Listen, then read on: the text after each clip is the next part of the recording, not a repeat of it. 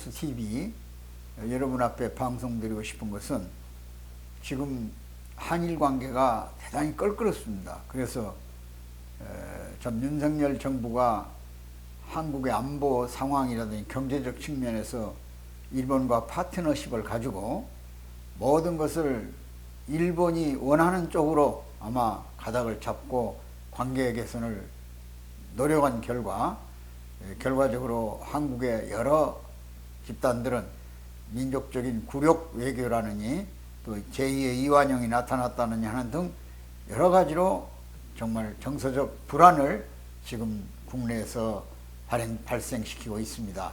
근데 저는 이 정부가 일본과의 상대에서 그렇게 할 수밖에 없는 애로라든지 현 국제정세를 잘합니다. 왜냐하면 북방 삼각관계가 확립돼 가지고 북한 평양 중심에 베이징과 모스크바가 연결돼 있고 시진핑과 지금 푸틴 사이가 협력 관계를 강화하고 있으면서 북한도 거기에 동조하는 세력으로 지금 우크라이나전에 여러 가지 무기로부터 지원을 하고 있는 것 같습니다. 그런 동맹 체제가 강화된 상황에서 이 남쪽의 한미일 관계가 정상화되지 않으면 여러 가지로 부작용이 일어날 것 같은 역사적 관점에서 아마 한일 관계를 정리하고자 했던 또 오랫동안에 껄끄러웠던 한일 관계를 정리하는 과정에서 약간의 민족의 자존심이라더니 우리가 무엇을 얻고 이룬 것인가에 대한 냉철한 반성과 지성을 요구하고 있는 것 같습니다. 그래서 저는 오늘 주제를 일본 정부에 고한다 이렇게 주제를 달아봤습니다. 일본 정부가 좀 더 정말로 민주적 가치, 동맹의 가치 또는 서로 협력의 가치를 파트너의 가치를 인정한다면 좀 더 솔직해졌으면 좋겠다 그런 얘기입니다. 우리를 괴롭히고 있는 것은 말할 것 없이 일제 36년 또는 40년의 강제 통치한 민족의 자존심, 생명, 인권 모조리 앗아가 버렸죠. 그것도 또 미국의 방조가 있었던 것도 사실입니다. 왜? 1905년에 벌써 일본의 가스라스함과 미국의 그 당시에 육군대장이죠. 사이에 이미 협의가 돼가지고 미국이 필리핀을 얻어내는 대신 한국을 일본에게 사실상 넘겨주는 그런 가스라 데프트 회담이라는 게 있었지 않습니까? 거기서부터 한국은 외교권, 국군 통수권을 잃어버렸고 그로부터 1910년 국권을 잃어버림으로 인해서 식민지 시대가 시작되는 겁니다. 그리고 식민지 시대 이후에 이제 2차 대전에서 일본이 지고 우리는 일본 편에 있었기 때문에 일본 식민지였기 때문에 국제적으로 볼 때는 국제관계가 수립될 수 없을 뿐 아니라 동시에 한반도를 점령군이 점령해버렸다 그런 얘기죠. 그래서 북에는 소련군이 남에는 미군이 주둔하면서 소위 군정을 실시하게 되는 겁니다. 그 고통으로부터 이미 소련군은 물러갔고 미군도 물러갔죠.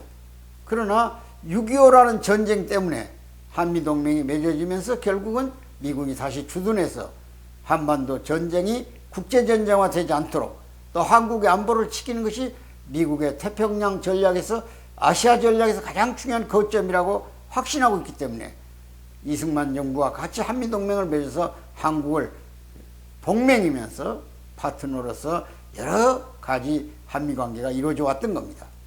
근데 지금 최근에 일본과의 관계가 아주 껄끄러진 것은 문재인 정부 들어와서 소위 1965년에 청구권을 통해서 한일 문제가 36년간 식민지 지배한 것에 대한 대금으로 무상유상해서 5억 불을 우리가 제공받았습니다.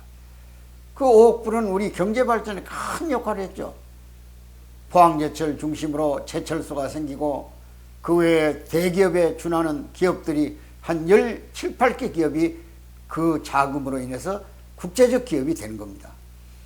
또 그 이전에도 물론 일본이 물러날 때 우리나라의 기업 기초를 닦아놓은 것도 사실이에요. 우린 조선조 27대 520년 동안에 도로 포장 하나 못했으니까 76년대 이미 영국에서 산업혁명이 일어났지 않습니까? 18세기죠. 그때 그들은 기관차를 만들고 전기기관차를 만들고 방직기계를 돌릴 때 우리는 배틀에서 배 짜고 있었던 시대 아닙니까? 그래서 근대화를 늦게 한 결과에 일본에 뒤져가지고 끝없이 기술료를 지불하면서 일본의 모형을 받아온 것이 우리 현재 근대화예요. 그래서 우리는 매년 일본에게 200억 불 이상의 적자를 냈던 거예요. 지금도 그 적자를 면치 못하고 있어요. 이런 상황 속에서 우리는 아직도 민족 감정이 순화되지 않았어요. 그런데 우리가 소위 그 강제징용에 대한 배상을 요구한다든지 또는 정신대에 대한 어떤 배상을 요구하는 것은 비단 경제적 의미만 있는 것은 아닙니다. 좀 더 일본이 솔직해지게, 좀 더 잘못은 잘못했다고는, 그들의 전쟁을 만회하기 위해서 우리 일꾼들을 전체 다 불러내간 거 아닙니까? 그래서 저 사린의 베이커리 광산까지 소위 거기까지 우리 근로자들을 보내가지고 우리 민족이 처절하게 정말로 징용 속에 시달렸던 것도 사실이에요. 저는 일본을 무척 좋아합니다. 왜냐? 제가 일본에서 태어났어요. 우리 아버지가 일본에 가서 철도 사업을 했는데 그때부터 우리 형제들이 다 일본에서 태어나서 우리 형님은 도쿄, 또 둘째 형님은 나가노, 또 셋째 형님은 셋째 누님이죠. 시에코, 오기코 다 그래요. 그 지역명을 따랐어요. 제 이름은 일본 이름으로 유슈입니다. 제가 나가사키 지방의 시골에서 태어났어요. 그때 다행히 원폭의 피해를 안 입은 것만도 대단한 거예요. 그러나 지금도 저는 일본 음식을 좋아해요. 그러나 일본에게 반드시 강조하고자 하는 것이 있어요. 그것이 뭐냐? 적어도 일본은 대한민국에 의해서 일본이라는 나라가 생성됐다는 사실을 잊어서는 안 돼요. 백제 사람들이 멸망할 때 일본에 다 건너가지 않습니까? 그걸 일본인들 말로 레도인이라고, 레도인. 바다를 건너왔다고. 올레자, 건널도자, 레도인. 그 중에 대표적 인물이 왕인 선생이에요. 왕인 박사. 전라남도 영광, 해남 그쪽에 출신이죠. 백제 사람이니까. 그분이 가서 일본에 문자를 개발하고 천자문, 논어를 다 가르친 거예요. 그래서 일본 지금 지식인들 머릿속에는 가장 존경하는 인물이 왕인 박사예요. 왕인 박사 일본 지금 여러 군데 모시는 분들이 있습니다. 그분이 신세를 졌어요. 그래서 거기서 일본 서기가 만들어져 나오는 거예요. 그리고 그들이 그 속에다 역사를 날조해가지고 마치 광개토장 비문에 일본에게 우리가 조공을 바쳤다는 그런 비문까지를 강제로 새겨넣어가지고 마치 역사를 왜곡하는 이런 껄끄러운 역사들이 있었던 거예요. 지금도 그 존재하고 있어요. 그리고 일본은 그 외에도 한국민을 무척 괴롭혔어요. 여러 가지 얘기를 하면 끝이 없겠지만 제가 두 가지만 지적하려고 그래요. 하나가 1923년 8월 말에 일본 동경 관동 지방에 규모 7.9, 그러니까 지금 터키, 시리아에서 이번에 일어났던 지진과 규모가 큰 7.9의 강진이 있었어요. 수만 명이 죽었죠. 피해를 보고. 근데 그 당시 일본 정부가 조작을 했는지 일본 자경대가 조작을 했는지는 몰라요. 이걸 전부 전적으로 조선인들이 불을 질렀다는 거예요. 그때 조선인들은 일본 사람들이 한국에 와서 벌써 농지를 제한하고 쌀을 농사지어서 전부 일본을 뺏어가니까 생활가 어려워져가지고 일본을 건너가서 생활 기반을 탁취해서 수만 명이 살았어요. 주로 관동 지방에 있었어요. 근데 마치 지진 때문에 일어난 불을 조선인들이 질렀다는 거야. 그리고 조선인들이 우물에다가 독약을 넣어가지고 일본인들을 죽이려고 했다는 유언비어를 퍼뜨려가지고 생사람 잡는다는 말 있잖아요. 수만 명이 피해를 봐요. 기차 타려고 타는 조선인을 끌어다가 처형을 해서 임신한 여자가 6개월짜리를 토해내고 뱃속에서 내놓고 말이에요. 이런 처절한 일들이 지금 기록에 보면은 일본 정부 기록에는 불과 몇백 명으로 돼 있어요. 조선인 살상자가. 근데 사실상 그때 상해 임시정부가 여러 가지 문서를 통해서 귀합한 것 보면 2만 3천여 명이 조선인이 죽었다는 거예요. 무모하게. 지진으로 죽은 게 아니에요. 그 유언비어 때문에 죽었다 그런 얘기예요. 잡아다 막 처참하게 처리를 했기 때문에. 일본인들이 막 강한 자기들의 조직을 가지고 동원돼 가지고 조선인을 막 찾아다니면서 언어를 강요하고 서투른 일본말 하면 그게 생진 조선인이라고 해가지고 이런 비참한 짓거리고도 지금도 후회하지 않고 회개하지 않아요. 반성하지 않아요. 그 기록을 삭제하지 않았어요. 이게 일본 정부가 태도 자세가 되먹지 않았다 그런 얘기예요. 두 번째 하나 부탁한 것은 독도가 엄연히 우리 한국 땅이에요. 독도는 신라의 이사부 장군이 우산국이라고 하는 소규모의 국가 형태를 가지고 있던 울릉도와 독도를 섬에서 자기들끼리 독립국가를 선언했던 거죠. 사실은 어떤 국가 형태든 아니든 그걸 점령했어요. 그래서 신라를 귀속시켜요. 그건 고려사에도 있고 동국 여승남지에도 있고 여러 가지 기록문서에 나와 있고 지도상에 다 나와 있어요. 독도가 한국 영토라는 것을. 그런데 샌프란시스코에서 48년부터 51년까지 전후 처리 과정에서 우리 대표는 가지도 못했어요. 일본 대표가 소위 그 패전 국가니까 왔죠. 독일의 영토 문제, 그 유럽의 영토 문제하고 아시아의 문제죠. 그러면 일본이 강제로 병합한 영토들을 전 반환하는 거예요. 그럼 당연히 독도도 우리 우산도도 반환해야겠죠. 근데 일본이 그때 가장 걱정했던 거 하나가 러시아의 남진이에요. 중국은 그때 자기들 공산당 정부가 들어선 지가 얼마 되지 않았기 때문에 별로 큰 관심이 없었지만 러시아는 2차 대전에 같이 싸웠던 승전국이잖아요. 피해를 많이 본 나라죠. 그러니까 러시아가 반드시 부동항을 찾기 위해서도 남쪽으로 진출할 것이고 한반도에 진출해서 이 독도라는 섬을 한국 영토에다 집어넣으면 반드시 러시아의 전진기지가 거기까지 내려올 것이다. 이 걱정했던 거예요. 그래서 샌프란시스코에서 독도 문제 때문에 5번 나머지 7번까지 회담이 이어지는 거예요. 전후 처리해서 독도 영토를 어느 귀속이 될 거냐, 일본 땅으로 그냥 남겨놓을 거냐. 일본에다 안보 라인을 쳤기 때문에, 액션 라인을 쳤기 때문에 일본 영토로 남겨놓으면 독도를 미국이 러시아에 전진적으로 남진하는 세력을 견제하는데 유리한 지역이 될 것이다. 독도가 일본 사람들 머릿속에서 자기들 섬이라고 생각해낸 것은 러시아하고 전쟁할 때 1904년에 동해안으로 올라가다가 자기들 옥기섬에서 110km 지점에 독도라는 섬이 하나 있다 이거야. 해군 대위가 가만히 보니까 상당히 전략 지역이야. 그래서 본국에 연락하는 겁니다. 아주 좋은 전략 기지가 바로 얼마 앞에 있습니다. 그러니까 본부에서 자세히 봐라. 그러니까 이미 보고를 했어. 뭐라고? 꼭 대나무 죽순처럼 생겼습니다. 그러면 그걸 그냥 죽도라고 해라. 죽도. 그래서 다케시마가 되는 거예요. 독도가. 그래가지고 자기들이 전략기적으로 러일 전쟁 때 써먹은 거예요. 그리고 나서는 지금 영토 속에다 집어넣어 버렸어요. 계속 독도가 자기 땅이라고 주장해요. 교과서에 다 기재하게 하고 애들을 가르치고 독도의 날을 기념하고 지들끼리. 지금 현재 대마도에 와가지고. 원래 대마도가 한국 땅이야. 다 이 기록에 보면 대마도에 가서 우리 조선조 때다 세종대왕 때 조공받아온 기록이 있잖아요.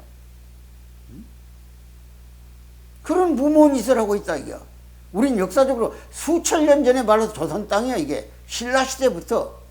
근데 일본은 이제 러일 전쟁 때 자기들의 전략기지로 써먹은 거고 그것을 샌프란시스코 회담에서 미국과 영국과 이런 승전국들 합의해서 한국 영토란 걸로 규정을 했는데 5차례까지는 독도라는 이름을 쓰다가 6번째 회의에서 갑자기 미국이 기명을 바꿔버렸어요. 리왕 코르녹스라고. 그게 프랑스 선교사가 지나가다가 독도에 상륙해가지고 머물렀던 기록에 의해서 리왕 코르녹이라는 섬으로 인용됐던 것이 유럽에 일시적으로 있었어요.